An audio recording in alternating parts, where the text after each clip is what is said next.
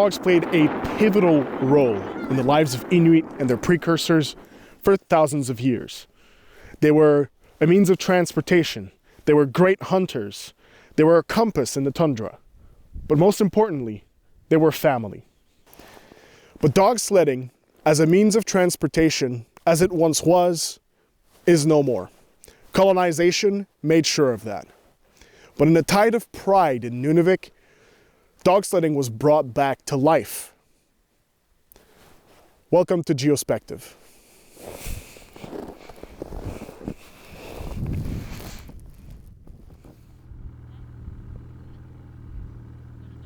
Sled dogs, or himik in Inuktitut, actually there's proof of their existence that's being traced back to almost 6,000 years ago. These dogs were bred over thousands of years. They were the best Arctic companion. They could smell seals popping their heads out of their holes, way better than human hunters could ever do. They would be great at alerting Inuit for polar bears. They would bark when they smelled the polar bears from afar. They were also very versatile travelers. Any terrain thrown at them and it would be nearly no problem.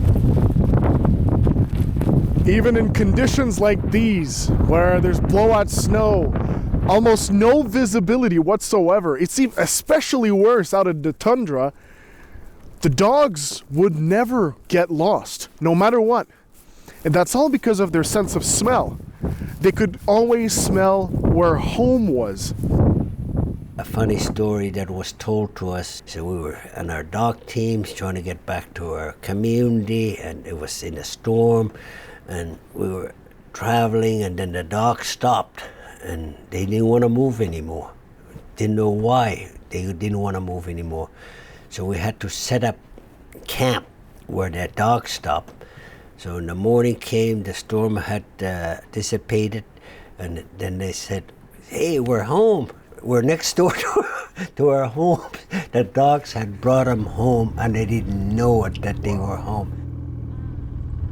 A child might have been given a puppy, as that's going to be the start of your dog team.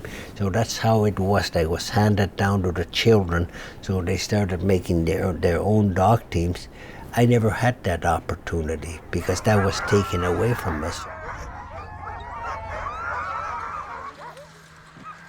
Until the 1950s, the Inuit nomadic way of life was thriving.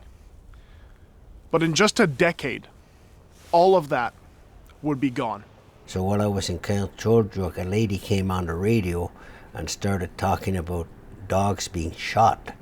So this was news to me back in 1999. The police came into her community. They started shooting the dogs, and other people started calling in that same community.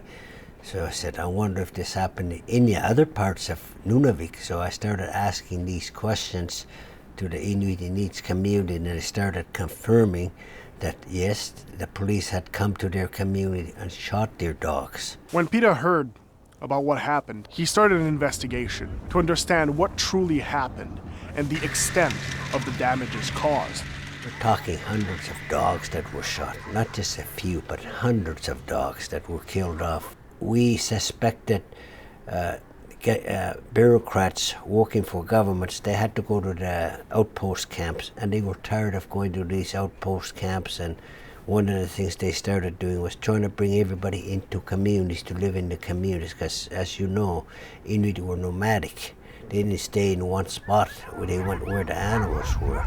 So these bureaucrats that were given the mandate to look after the Inuit were tired of having to travel and see who else is out there. So that's what we suspected as well.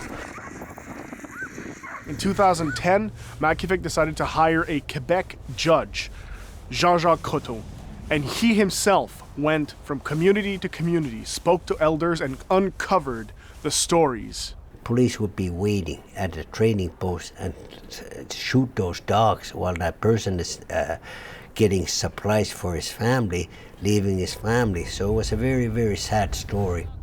So I just always thought, oh, we're poor, can't afford a ski-doo, so that's why we're walking, not knowing that we actually had our dog shot, or my grandfather's dog shot. that secret, that societal trauma was buried so deep within the elders. And this trauma can still be felt 60 years later here today. I always say no wonder people have these issues, intergenerational trauma created because of what happened to our parents and their parents. During the investigation, Peter and his team were thinking of ways of bringing back the tradition of dog sledding. And, well, the idea came. Why not start a race? Get off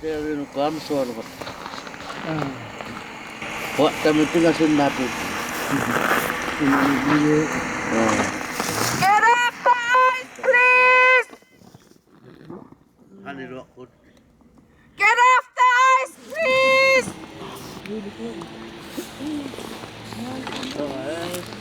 The mushers are about to arrive in Kuujjuaq, so I'd say in about an hour or two they'll be in town, so it's time to get ready and go. It's pretty cold. It's about minus 36 right now. Feels like minus 36.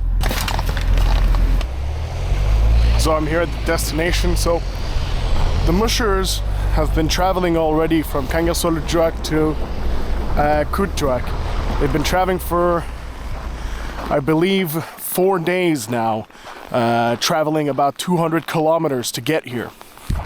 And they've had one stop where the weather was a bit too rough for them, but they'll be basically arriving from over there. The Ivakkak race is usually hosted between February and March. Nunavik and a team of mushers meet up every year to decide where the race will take place in the whole territory of Nunavik. And this race can take nearly a couple of weeks due to the distance and the weather sometimes. This year, the mushers started in Kangerlussuaq and they were making their way to Tascam. The first leg of the race was Kangerlussuaq to here, Kuujjuaq, and that was around 200 kilometers, and it was far from an easy task to get here.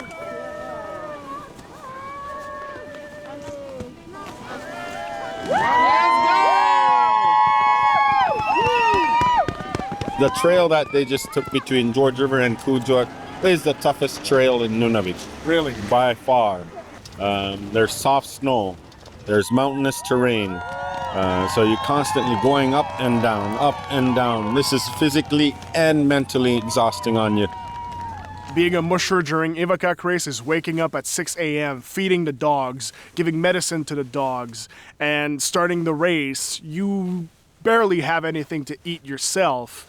And this year from Kangerlussuaq to here, it was around minus 40 for the whole way. So one of the main problems that mushers come about is the lack of water, because your water freezes over. It's very physically demanding. Yeah. Some guys walk into the race. Just as an example, I'll use a 180-pound guy that enters the race. He's already physically in shape, but when he's done his race in a week or two's time, he loses 20 pounds. It's very rewarding physically and also mentally. When you have those long rides, you get to think so much and enjoy the scenery and just take it all in, and it's so peaceful. I want to keep this alive now because it brings back a lot of memories for the older people, but it also brings pride to the younger generation. This is who we are, kind of a thing. In November last year, the Crown Indigenous Relations Minister for Canada, Gary Desangari, came to Kangerlussuaq, which is a community a bit further up north than here. He came to officially apologize on behalf of the Canadian government for the dog slaughter that happened in Nunavik between the 1950s and the 1960s. We are trying to make amends for our wrongs. And I hope that they take a lesson in acknowledging that when we make a mistake, we take responsibility. And in this case, far too long, far too late. But nevertheless, I think it's important. The apology came with a funding of $45 million that was given to Nunavik. And Nunavik intends to use it to compensate the people that have lost their dog teams, but also to support people that are building their teams, and future mushers. You can never make restitution with the hurt that people made, even with an apology, even with money. It doesn't bring back the hurt you went through. It was very hard for a lot of the elders because you could see a lot of them were crying because a pain that they kept for many, many years that they never told, that we forced them to open up to and say, talk about it. It'll help you with the healing. Even though an apology might not soothe the enormous wound that the dog slaughter left in Nunavik, it's important to notice how much pride there is in the art of dog sledding today in the younger Inuit generation. When the mushers came to Kuujjuaq, they were met with a huge feast. There was about 400 people at the forum, and a lot of them brought their own home-cooked meals. On the floor there was a mat with country food like frozen caribou and frozen Arctic char. The elders were laughing and the kids were running around as they do, and everyone was well fed, including me. You see, the Ivakkak race is much more than just a race.